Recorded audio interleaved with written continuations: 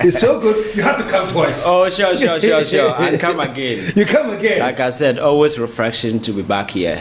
And it's always refreshing to have you. Yes. But I want to continue from where we left off the other time. Okay. You know, we talked about so many things, you know, but it was more like the general change that we have had and some of the general things going on. I want to move into some specifics a little bit. Okay. You know, and I'm going to start with the most current, the Ablekuma election and the deal with Howard Komsen.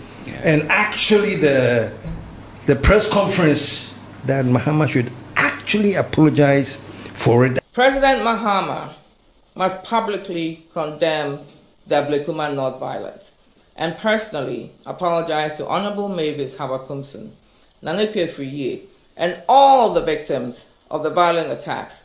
His statement must be unequivocal and without any qualification or justification for the violence. I just want your views. Let me hear you. Yes, I think that I'm somebody who has been very critical about state institutions being effective, because I believe that these are the foundations of our democracy. Thank you. State institutions. Yes, they are the foundational institutions of our democracy, and there is the need for us to establish that trust, that sense of that sense of confidence, and then they must also exhibit confidence so that people will actually have that absolute trust in these institutions. The Electoral Commission as an institution over the years, for me, they've been performing below, and the Electoral Commission is partially to be blamed for what happened at this particular place. Because first of all, if you look at the way and manner they've been operating over the years, especially if I'm to narrow the conversation to the recent elections, the way and manner they conducted themselves, flouting electoral rules with impunity, that actually gave rise to some of these things. For instance, per the CI, when elections are conducted, the agent that are supposed to count and then announce, in the case of the parliamentary elections, give the results at the constituency. We had that particular thing during the election day. Then, moment after, the Electoral Commission came with flimsy excuses, annulling all these results without providing any sensible justification as to why they were annulling these elections. And then they carried the ballot boxes, everything to Accra, under the guide of police and military supervision, recounted whatever that they did and redeclared the election, which was a direct deviation from the initial declaration. Surprisingly, almost all the elections that were brought to Accra for recount or whatever, recollation, whatever, I remember, had an outcome which was different from the original one. That could have been a recipe for disaster. But because the ultimate outcome of the presidential election had already been declared, people were a bit comfortable because people were very much interested in that particular thing. So that is where this whole thing started with the Ablekuma case. Few days ago, we had Bosman Asare, who appeared before Parliament, swear under the oath, and told the whole world that it's left with 3 polling stations to be collated so that the grand destiny will be declared. The moment after, the same people come and tell you, oh, we are going to do a rerun at 19 polling stations. State institutions are not supposed to be changing position in such a fragile, sensitive situation like this. You may have a reasonable cause of justification, but you see, public trust is also very, very important because people are following. Then we go to this election, and then macho man, and I think there was a security lapse. That is why I call on the IGP to do things right, because if you look at the way and manner the situation out there was managed, it was security, in terms of security, it was the very complete poor. Breakdown. Yes, because we take a cue from what happened at Ayawaso West Wagon. Yes. And it has always been on our list. Yes. We've been talking about how we need to take away this act of violence from our elections and make sure elections become safe. And people will have that destiny to go there, go to choose whoever. But we cannot begin to militarize electoral polling stations where people will go under the guise of its whole lot. So for me, I think in terms of security, there was a breach. And going forward, I expect the security agencies to take this particular issue up, whoever that is culpable. I've seen a couple of nasty videos in the case of how Akumsin, there is a whole lot of explanation that has been given. I'm told she went to the ground with pepper spray sprayed on some people, and you see, these are acts of criminality. I don't condone those who attack her, but if indeed she also went to the poll with that particular pepper spray, you are not supposed to, because that thing is a weapon, you understand? So why would a former government official go to a polling station, announce on radio, I'm going to the polling station, and indeed go there with a pepper spray? You understand? It doesn't justify the attack on her, though. But fortunately for us, we have all the individuals on video footages, which the security agencies can do whatever investigation that they want to do. Because I know that we want closure. We want to see that some individuals are prosecuted out of this particular thing. And this act of vigilantism, which we've spoken against in the past, where from all these metro men clad in T-shirts all over the place, it takes us back. For instance, because I think if you look at where we are really advancing as a country, and we don't want to be exposing ourselves to some of these trivia kind of electoral violence. If you don't manage some of these things, these are fragile situations. If you don't take care, they may escape out of hand. Very often you look around Sudan, you see people are fighting. You look at Rwanda, people are fighting. You might think that but that is not the case. You see, when people lose trust in state institutions, people don't trust it's all the a state matter of anymore. trust. Where they take things into your own hands. Because they don't trust the system. They are not institutions that they feel they are protecting them. Yes, because if you go to Sudan, most of the people you call rebels, some are medical doctors. They sat in a classroom. They are very intelligent people. Some are ex-military officers. These are highly intelligent individuals who are not supposed to be rebels. But because the system has failed them, they've transformed themselves into rebels, living in the bush. When you see that, you say, oh, these people are nobody. Some are doctors, some are professors, some are PhD holders, some are specialized trained individuals from diverse aspects. You understand? But because the system has failed them, they have decided to take a fight to the state in whichever form. So it's possible here. And in Africa, I think that there are a lot of graveyard you can pinpoint because of electoral violence. These things, we are just knocking at the door. Ghana is not immune to some of these things if we don't do things right. So I think it's a cautionary statement that the Electoral Commission must, because I have called for their removal. That one, I am not running away from it, because they have demonstrated nothing but sincere and crass incompetence. The recklessness that these people have. Sincere and crass. Yes, very, very, very, very incompetent. And for me, we need to hold them accountable, because we cannot live in the state where people... A quick rewind. Okay. We experienced that something of this sort at Ayawaso. Yes. Is it goes back to what you're saying? Yes. That there are no institutions that are strengthened.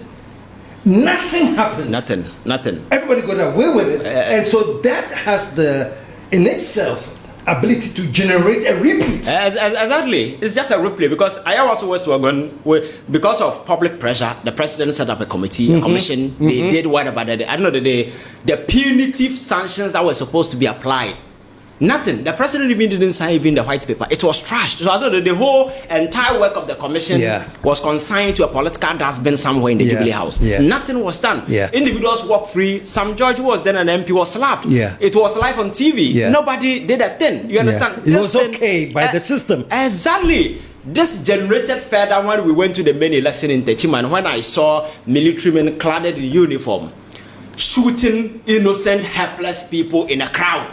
And the justification was that, oh, they were throwing stones at her. Are you mad? If somebody is throwing a stone, must you return a fire, a gun? And we justify these things. As we speak, no single individual has been picked up for such act. So we have normalized this crazy stuff. So it's normal. Oh, we are Ablekuma, and it's normal. It's accepted. Exactly. And the general election we had recently is the same thing. So we see this thing is being extended further and further and further. So people will go to Ablekuma with their chest out. We are the metro man for this party. They know the system gives a free ride. Nobody will hold them accountable. You understand? And we having this conversation, let's watch how similar thing is going to play out at Equatia. Yeah. And nothing will come out of it. So we cannot continue to create such loose ends. For me, I think we must be deliberate in our policy. Some of these things may not generate into some kind of extraneous destiny, but if care is not taken, we are gradually walking into an arena of chaos, an arena of pandemonium. And you can see the build-up. It's coming. Yes.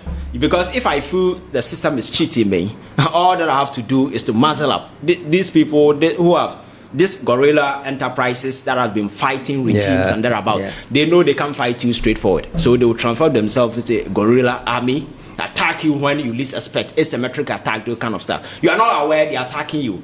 These things can give rise to some of these things. So I think we need a deliberate policy to curtail some of this surging nonsense. But we cannot allow these things to fester anymore. If they continue, in your view, what would the policy be? What should happen? In your view, I think there must be a radical crackdown on some of this political vigilantism. A radical crackdown, and sanctions applied, irrespective of where their lineage, association, alliances, whatever. We need to very deliberate, and we must also empower the police, because you see, the funniest part of it, what was happening at Ablekuma, I saw police officers standing there helpless. What are we to say they were not?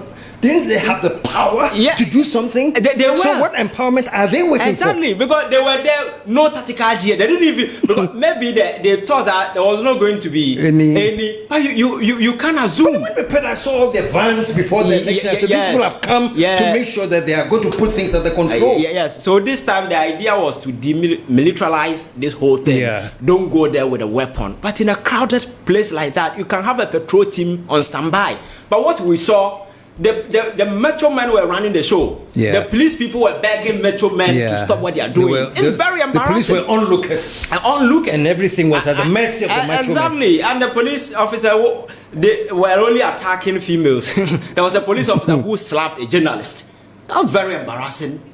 Police officer slapped a journalist. Metro men were there. He couldn't go to them and attack them. But helpless journalist somewhere was the person she slapped. So you see, this whole thing is a bit fractured, and I think if we are resetting, we need to reset in this particular fashion. In the case of the NPP losing the election, I've told you that the NPP continue to be a sinking enterprise, even in opposition.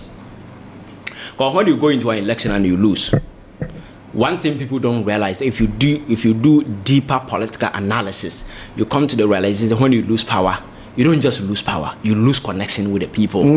So you begin to build bridges. And how you reconnect with your lost base. Build trust.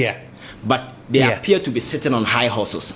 Still same arrogant posture, talking anyhow, without thinking about how to put the machine, the NPP, as a political tool together.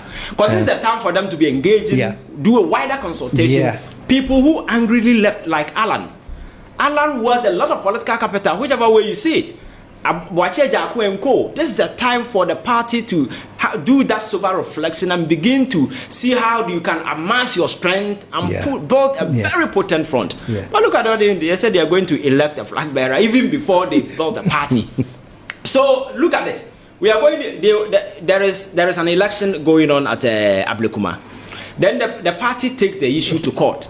Then I know that the ruling didn't go in your favor. Then the whole general secretary of the party staged a press conference and told the whole world we are not going to take part in this election. Under no circumstances will we be intimidated. Under no circumstances will we be coerced to go for a rerun. We will not go for any rerun. The new patriotic party will not go for any rerun. The general secretary is supposed to be the CEO of the party. And whatever that he says must reflect the collective will of the entire party machinery. Then he does that press conference all over. People have agreed the NPP is not contested. The following day, the contestant is out there campaigning. You asked me a question. Are you contesting? I'm contesting. Yeah, and I'm asking because this week we had a press conference here, and the national executive said they are pulling out of that election. That is nobody is. I am contesting. In the company of the same party executive, that tells you how fractured the party leadership is. That tells you that the center cannot hold. There is no leadership in the party, and that there is the need to spend time to build the party. You understand? But it's about individual interest trying to impose an individual. So we don't care if the party is fractured or not. So let's go ahead and build. You cannot build a story building in a water lodge area. You understand? Yeah. And for me, that is the problem. So what happened? They losing the election. That was their own design. That was their own craft. Because out this whole thing, they've not figured things out. That is why I told you, sir, they are still living in the 12th century, where we are living in the 21st century. They are still stuck at the 12th. They don't realize the radical change that has happened at the political arena. You need to do things right. See how to reconnect with people and see that you cannot play on the minds of people when you yourself, the leadership yourself, you are not even competent enough to be trusted with some of these key decisions. You understand? If you are going to election, you go. If you are boycotting, you are boycotting. There is no in between. You understand? Yeah. But if a general secretary and the leadership will give, we are not going, and then other people are there defying, and you have the flag bearer and the other key people also going to support party executive who are supposed to be part of this decision that was made earlier, it tells you the whole thing is disjointed and a sinking entity. That time must be spent to ensure that they put their houses together before any other thing. But because of this high-powered arrogance, inflated ego, which shocks me, people because don't see it. I would have thought that after the elections, and this is what surprises me, you know, even to come out and say, oh, no, NDC didn't win, we lost. Election, no, and NDC no win election, no. Yeah, NPP na lose election. And then in the next breath, admit that you have over 2 million people who didn't vote. So social NPP vote, no. We had a decline in our vote, about 4 by 2.1 million relative to 2020. It says about 2.1 million. I would think that the whole concentration now will be how to build the bridges. Yes. All those who left, how do we bring them back? Yes. But incidentally, it doesn't have any impact on anybody, and you're still riding on high horses, making declarations, further distancing you from the people you are supposed to be bringing in. Your views. Yeah, I think the spaces are filled with emotions, and reason is no longer a friend of the NPP. Which is very sad. Yeah, reasoning has left them. So people are just operating at the behest of twisted individual emotions. Whatever that comes to mind, that will appear to be having that grandstanding position. That is what is appealing to them for now.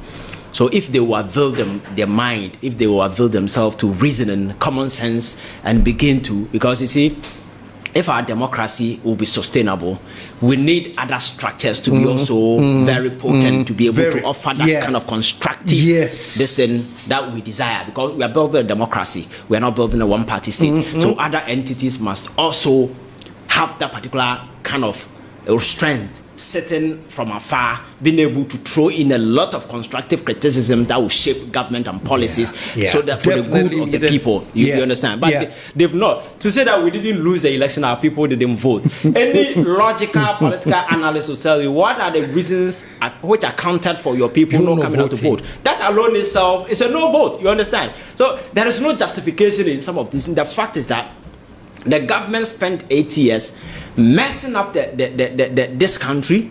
They messed everything up. People became so arrogant to the extent that they were not even amenable to common reasoning, logic, and common sense. People were angry, and they were rather insulting people here and there. Policies of the government at the end of the day sent this government to the abyss. Economic front. Look at all the credible rating agencies in Ghana downgrading Ghana to junk status.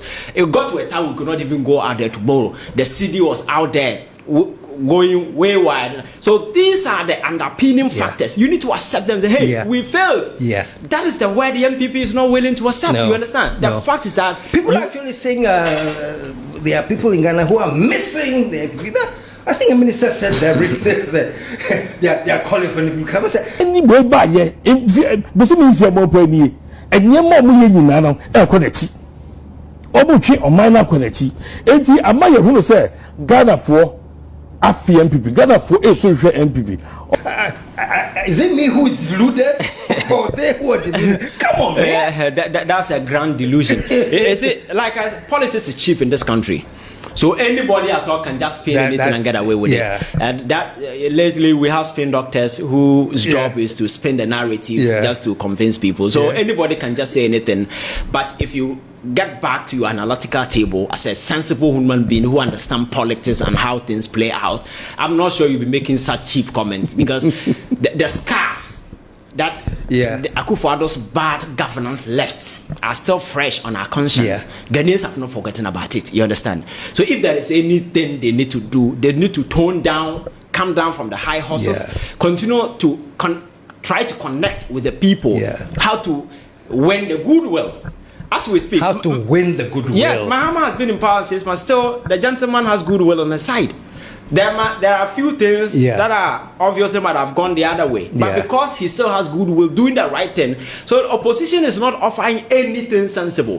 Things they are supposed to criticize, you don't see anything. Things they are not supposed to, that is what they criticize, because they think being in opposition is all about criticizing people. No, that shouldn't be the case. So for me, I think they need to regroup and maybe look at how the party structure itself as it stands now can be rebuilt or maybe restructured to have competent people in leadership position. Because the caliber of people leading the party, I don't know. Come on. Nyaho had said something similar. Yes. That all these top executives, all of you come down. I mean, he was saying they should all even step aside, regroup, and bring a new caliber of leadership. Yes, fresh energy. But you see, this mentality of Meba Hache, do you know when I came here, that kind of nonsense always lead the way. For me, I think this current group of leadership, come on, they need to sign out for a new group of people to take over. Maybe those people will be able to sign and build the party properly, so that going into the election, because I keep telling people that, you see, political parties are vehicles. We used to capture political power. The vehicle must be in the pole position to carry the crowd. But as you speak, the vehicle MPP is fractured. And very often, people don't even understand the enormity of the things we speak of. For instance, there is this argument of NDC MPP not being good. I'm saying, when you're making that argument, compare NDC to Kufuor's MPP. Because the Akufo-Addo's MPP is a different thing altogether. That was a criminal entity. It's like you having a bus, and somebody comes, hey, Charlie, I want to hire your bus to go and carry some church people to Kumasi. By the time you realize the person had gone to steal goats, and it's being caught by the police somewhere, and you are called, hey, your car is being used to transport stolen goods somewhere. The gentleman came in the name of going to take church people somewhere. That's why I rented the bus out. That is exactly what Akufo-Addo has done to the MPP. The Kufuor's vehicle was hijacked by these people to destroy this country. So the MPP became a vehicle they used to destroy this country. So that comparison doesn't come in the NDC MPP. This is a typical criminal entity, and everything that they did, the fingerprints are there. And unfortunately for them, the kind of criminality that they were cooking, the people cooking were so unintelligent to the stance it was all over the place. That is why I say unintelligent criminals stealing from us. You understand? So I think they need to accept these harsh realities. See, these things are things nobody will tell you. But some of us will tell you, even in your bedroom, we'll look you in the face and tell you. These are the harsh realities that they need to accept and begin to work around it and see, hey, let's just depart from this. What's your reaction to sorry to cut you, President Kufuor now saying he has been sidelined? Ghana political party, political history. You can't say UGCC, but if 47 and 69 was there, time nearly power for Ghana. 2 years, 3 months, Buzia time. Me, 69, maybe 30 years, be a member of parliament, be a founding member of Progress Party. 2 years, 3 months, Buzia, I am deputy foreign minister. A champion 2 years, David Sector. The two men named the Ashford prison with them 1 year, 3 months. Something that did their cause behind another detention. But I know I need the building year. From 72 January, a champion 2 years side, the tradition. There are more power beyond that till 2001. Me, I'm a creating departing by power. 2 times. Ghana, didn't see. Anyway, I then I bet you say, a young woman, a prepare woman, Na bibi se be kona nyame ada o ma me cho na ya be ignore me kura. Mente ase. Is that a part of the whole destruction of the base? You said it's been fractured. This is like yes. Yeah, I think it's a bit interesting in Kufuor's case. Yeah. And I think the argument around this are quite diverse. Look, depending on where you take stand, it from. Yeah. Yes, because Kufuor is supposed to be a statesman. And as a statesman, when you become a statesman, you transform yourself from being a partisan instrument or a partisan element. I like the into a national instrument where you begin to see things from a very dispassionate perspective, very objective, independent-minded, and chronicle issues for the sake of public good. For the past years that Kufuor has been in government, we saw a lot of excesses, a lot of nasty stuff.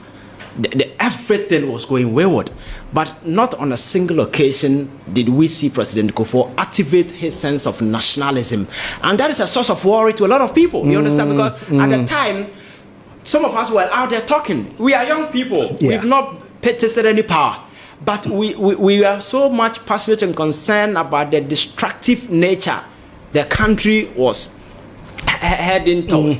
But as a statesman, he didn't see anything wrong with that.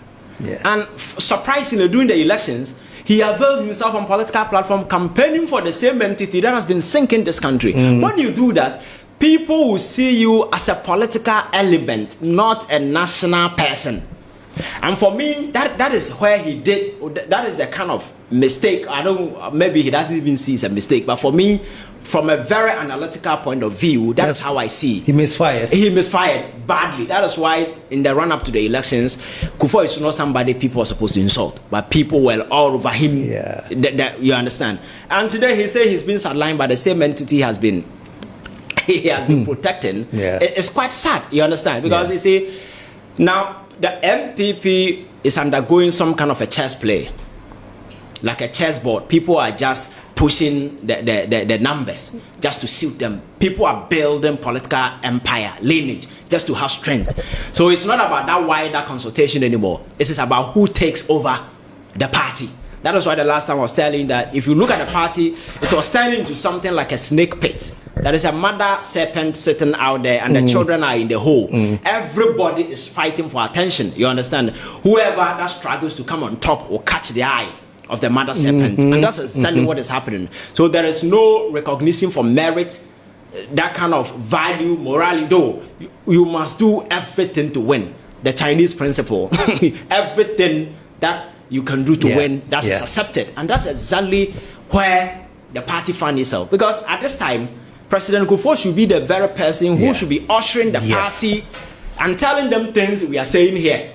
But he said he's been listened to because you have traded your statesman position for something else. You've taken position because he was out there supporting Bawumia during the distance. So I don't know if you say anything, you think the other parties will take you serious. You understand? So if he's complaining, he missed the big picture. Yes. I think he has traded his position for something he was not supposed to, and that has landed him where he is. A lot of people have lost trust in him. The confidence is not there, and the element of respect is not there anymore. It's the reason why he sees himself being jettisoned by big element in the party, because he's supposed to be consulted. He's supposed to be engaged. If nothing at all, he's the former president, the only living one. President Kufuor has been added up, but he should have a big play in the affairs of the party. But if you are being jettisoned, it means that your influence, your aura, everything is no longer regarded. So the question is why?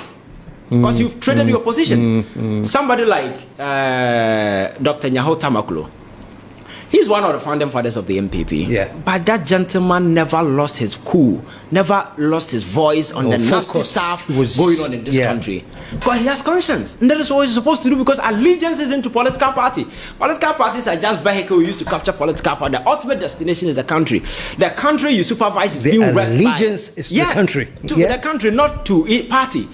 But the country you left behind is being destroyed by certain misguided, twisted individuals in the name of having captured political power, spending family and friends enterprise, selling the country to the highest bidder, destroying everything we've built. including even the bit of sanity that has remained in this country. You sat quiet, you sat aloof, you condone everything. So if you come out today to say anything, people will bash you. So going for now that John Mahama has taken over, I'm looking at the way President Kufuor will be able to align himself and become a statesman and begin to criticize.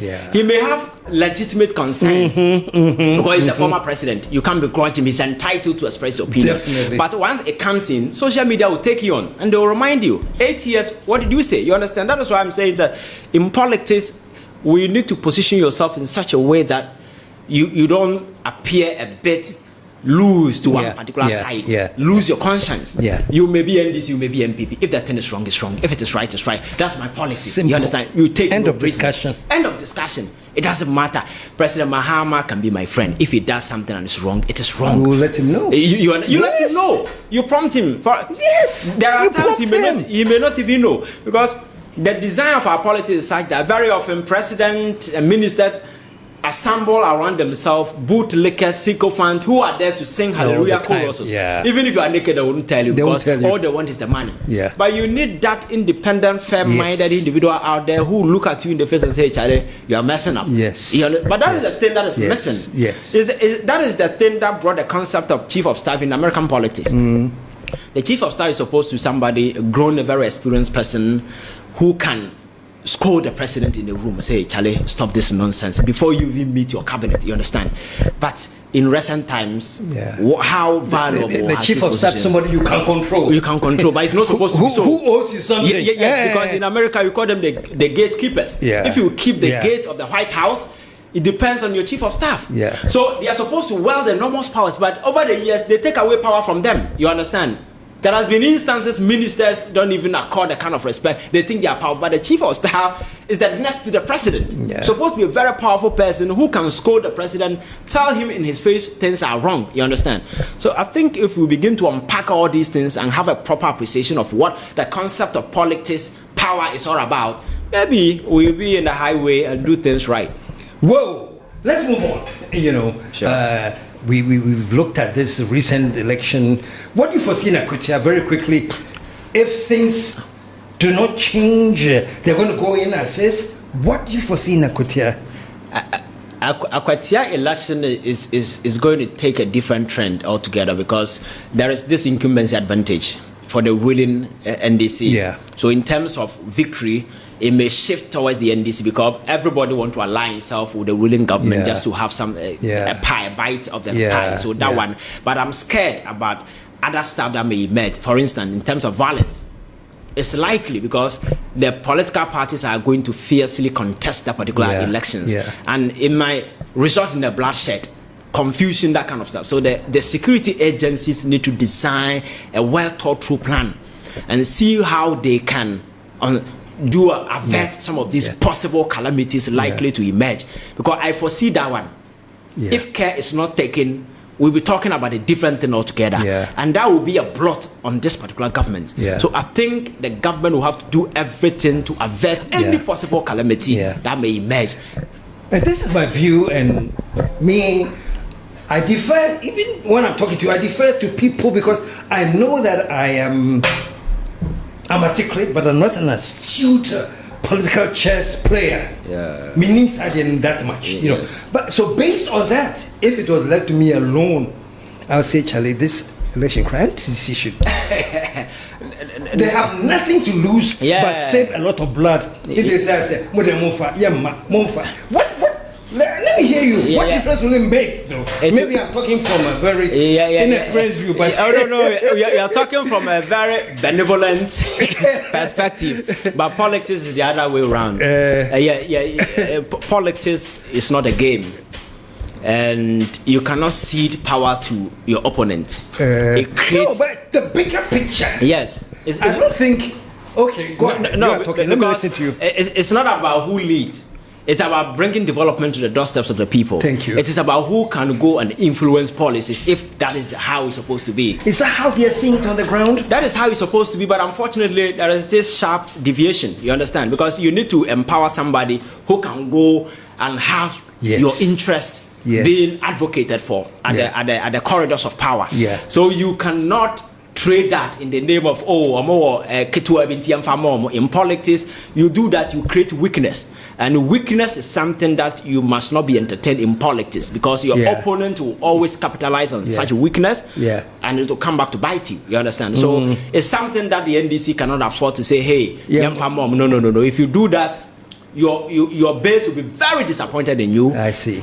Political watchers will see you not as a serious political entity. Weakness, yes, and not.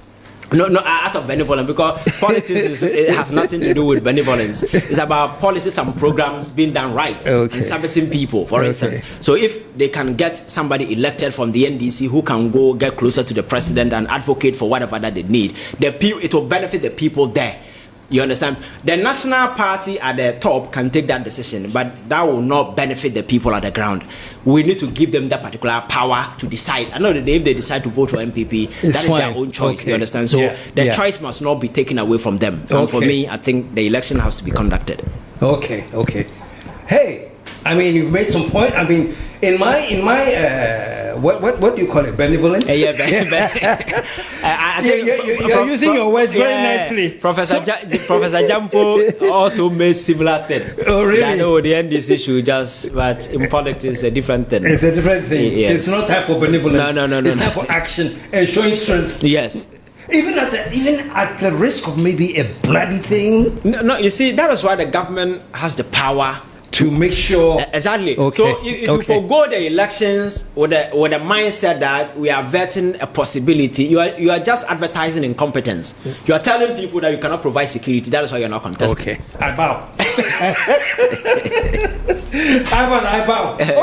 Okay. Sure. So you make sure that you go and compete, but make sure that the law is restricted, so there's no violence. No violence. Crap. Just make sure that you. Yeah, because people have concerns about this by-election. Yes. So if you're able to do that, it's one hurdle you've jumped, and people will give you credit for having supervised or conducted a very credible election with no violence. And I think that will also add to the political capital. Yes, so the political capital associated with this isn't about who wins. It's also providing safe zone for the elections. That will add to the government credit for supervising this, despite recent history of carnage at various polling stations. So foregoing is not an option. Not the option. Yes. Okay. I think I'm convinced. Yeah. I think I'm convinced. Yeah, you should. But let's move on to. There's been a lot of discussion. This Supreme Court issue, the Chief Justice thing. What is your opinion on all of that? I think it's one of the issues I've been very passionate about. If you've been following me, I've made a lot of videos on this whole thing because you see, when I started the conversation, I told you that state institutions are supposed to be the foundational element of our democracy, and the prominent ones among them are the executive, the legislature, and the judiciary. These are supposed to be institutions people should have unfettered trust. The fidelity should be absolute, unwavering, resolve in these institutions. They should stand still, one man standing. Even if everything is going to betray this country, not these institutions. But very often, Parliament tends to become some kind of partisan stuff. Executive, depending on who is in power, tends to behave some way, a bit unrefined in the way they do things. But the judiciary has a very revered role to play in our integration as people, in our cohesion as people. So that institution cannot afford bias, cannot appear unindependent, cannot appear to be unneutral. It's supposed to engender trust and absolute confidence. In the past few years, one of the talking points in our political discussion has been the judiciary. Issue about non-commonsensical rulings. Rulings come out of the apex court. You read from ordinary person, say, this is absolute crap. They got the name unanimous. Exactly. Something. Yes. The judiciary was subjected to public mortification on various political platforms with names famously like you mentioned, unanimous 11, unanimous whatever. So that defamed the judiciary. It killed public trust. There was no confidence. So all the polls that were run prior to the election pointed to the fact that public trust and confidence in the election were quite low. I've told you, politics, perception is very key, very important, because it informs political choices. That is why corruption, they don't measure corruption in anything. We measure it through perception. because it is there that inform political choices. So when people perceive that their judiciary is corrupt, it will inform the kind of choices.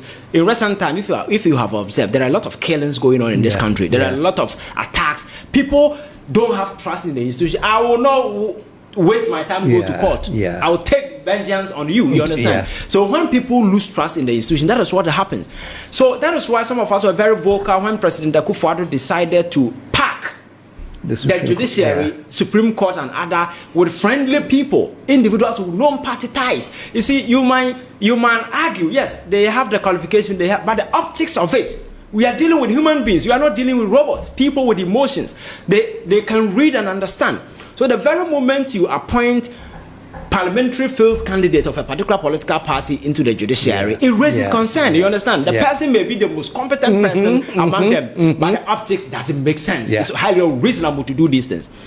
But the gentleman decided never to listen to anybody. Decided to pack the judiciary. At the point, we even went past the usual number of 14, and he kept packing.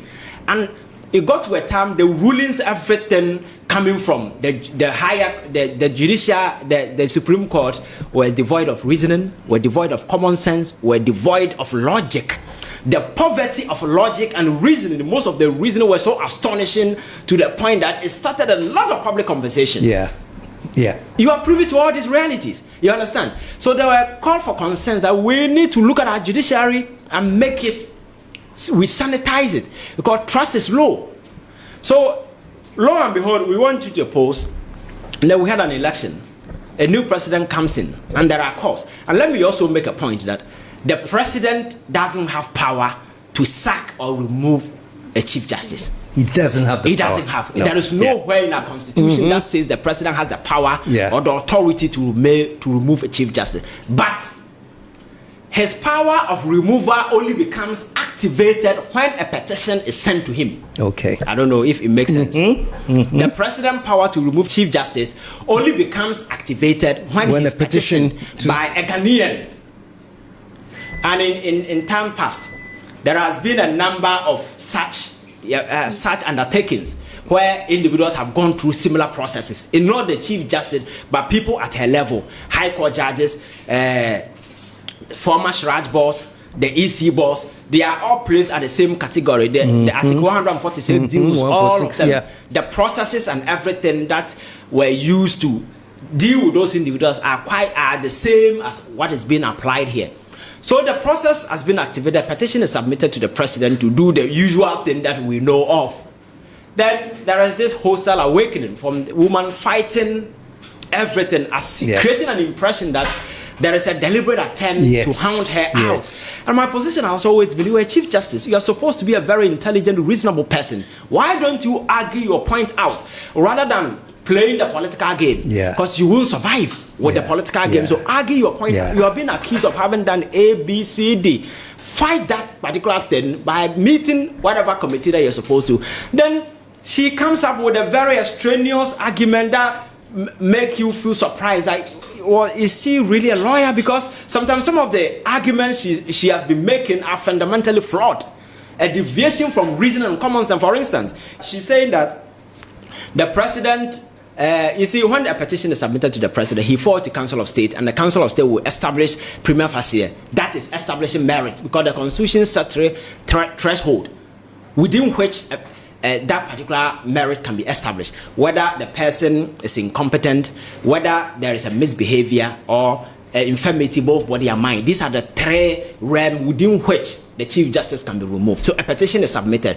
The Council of State, it is not an adjudicatory body. That's it to listen to people and say we are making a decision. They are only examining the competence of the petition that has been submitted and communicate back to the president to make a decision. It is not a court for you to say if Council of State is going to look at my petition, I must be heard. So when she wrote to the president that she should be heard, I said the president didn't have to give her a copy of the petition at that time. He did. That Mahama was being benevolent. Because he didn't have to. Because at that point, that process wasn't an adversarial process where some adverse finding could be advanced against the Chief Justice to make a case that, per the principles of natural justice, I have to be heard. At that point, it's a Council of State making assessment to see whether the petition meets a particular threshold, so that a proper adjudication process will be set in motion. That is a quasi-judicial team. That is the committee the president set up after this particular one. So at that point, if you are not heard, then your fundamental right have been breached. For per the principles of natural justice, the accused must be heard. So at that point, that is a quasi-judicial process. So you must be heard. So at the early stage, but she started making this argument up, and then she comes out with a very funny argument that the ruling from the premier facie, she has not been informed. She doesn't know the ruling. I'm saying, what ruling? The thing is not a judicial process. This is a council of state. Most of them are not even lawyers, even though there are former chief council of state. But it's not a formal judicial process where they write ruling and say, we have found her guilty here. That you must that must be availed to you. You understand? It is not a judicial process. All that the constitution says is that when council of state make that decision, they communicate to the president, and president will continue with a subsequent way. And in the past, that is what has been done. This current chief justice has been part of similar process that has removed people in the past. Because Charlotte Osei went through the same procedure. She didn't ask for the ruling of Premier Facie. Former Shraj boss, who was appointed by Professor Mills, was removed by John Mahama in 2016. Even though it was NDC government, the petition was submitted by Anodon Pre and one Richard Niema from NPP. But Mahama, assessing that particular one, he removed that woman from power. Loretta Lamte, former Shraj boss.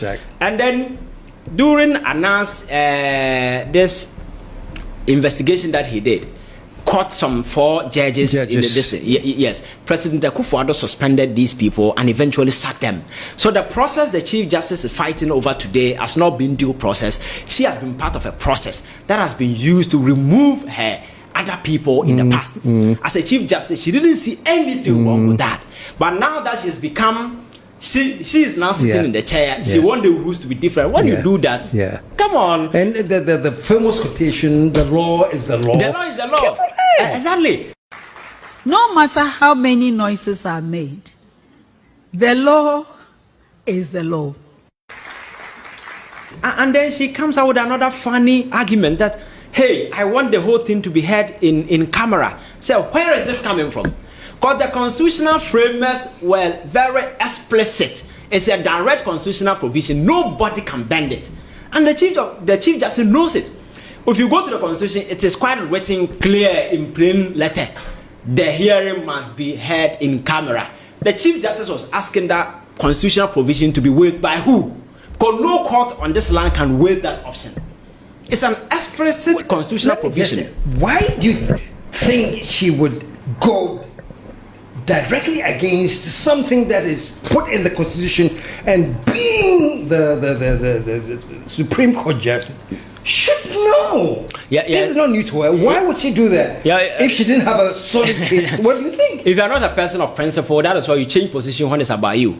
And that is why I've lost every bit of respect for her, to be very honest with you. Because she should have defended people in the past by citing some of these things. May I have argued that there are a lot of problems with our 1992 constitution because they are not in sync with normal social prevailing circumstances. But this is not the time for us to be talking about it when you have sat there, used the same process to deal with others, and now that this is your turn, you are crying foul, raising illegitimate constitutional argument regarding this whole thing. So, quick reaction. I think there was somebody, I don't remember the name, who actually said that if the CJ is removed, they will make Ghana ungovernable. May some ways to say NPP.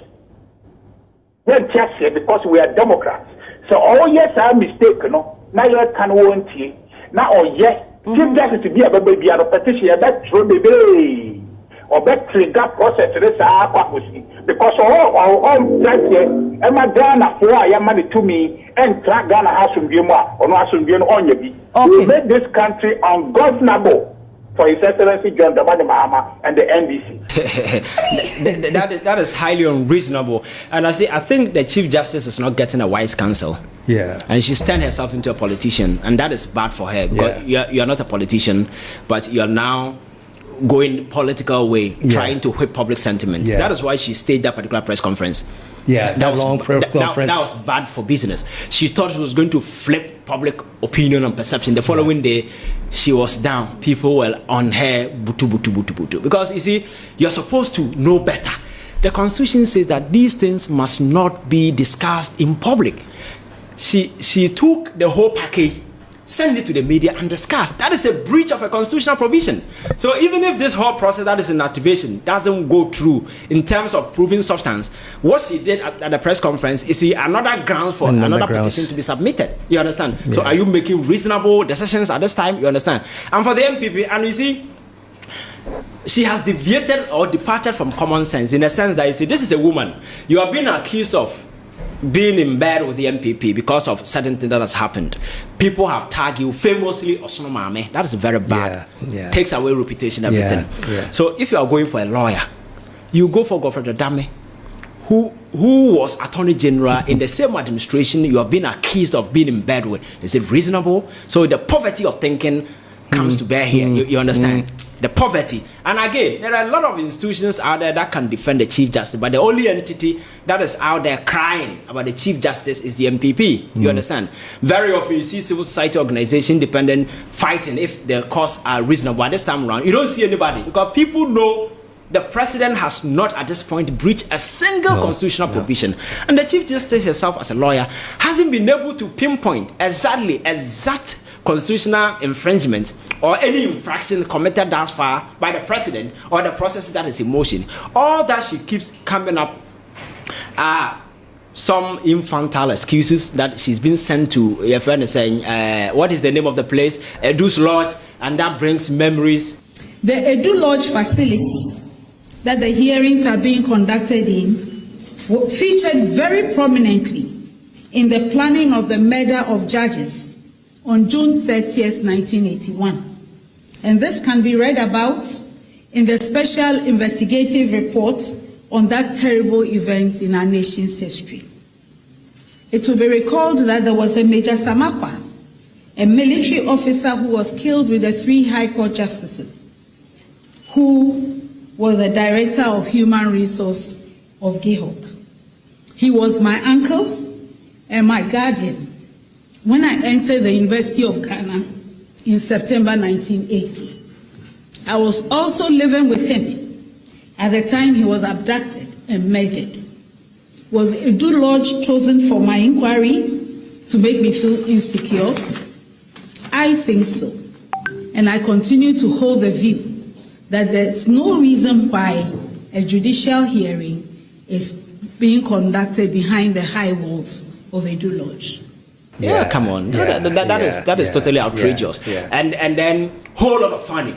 I mean, the most disappointing part has to do with the accusations she's heaping on her colleague Chief Justices. Yes. She's saying that Amadou, the other guys, Pranamai and Co, are going to be biased in this whole ruling.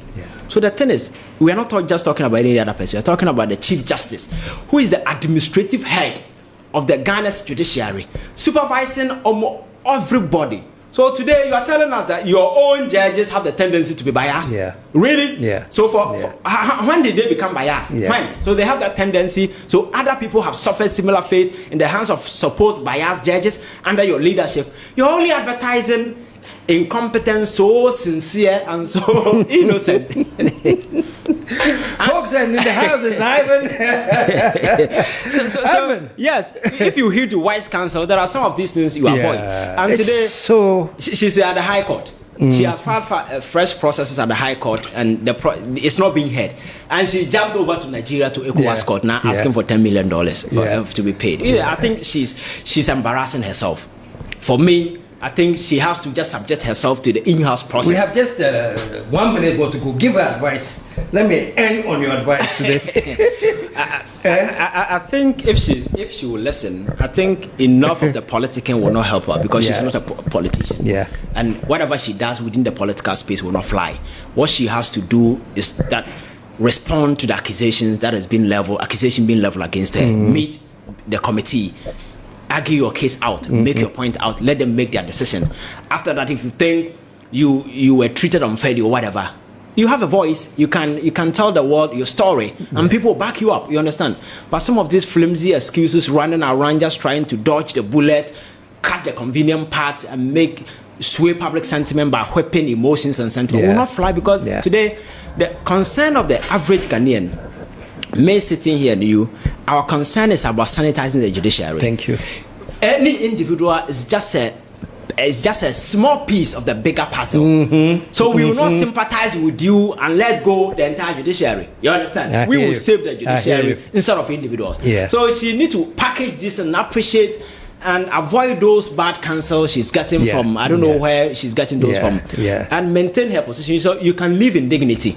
You don't need to live in pieces, in ignominy, like you embarrass yourself at the end of the day, you go in shame. Okay, that one, because the trend and the tangent she's on, she's likely to exit in shame. And for me, I think so that's not good, because there are a lot of stuff coming up which are not supposed to if she had not done what she did. You understand? So I think if she will listen, that will help. Folks, that is called unfiltered, man.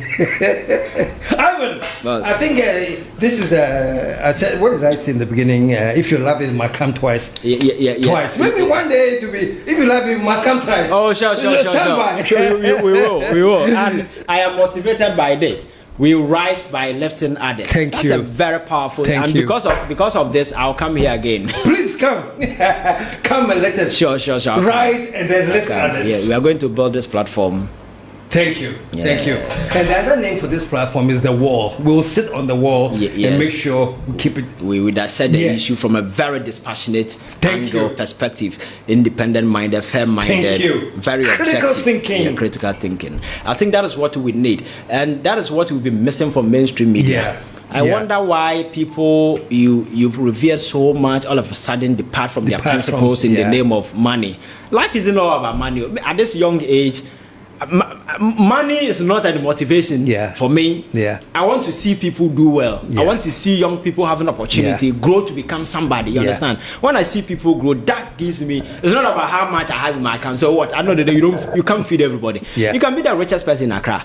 Are you the poorest person in Accra? Fed yesterday. Today, the person is eating with a kid, even laughing. So you must be smart. Unfiltered, y'all.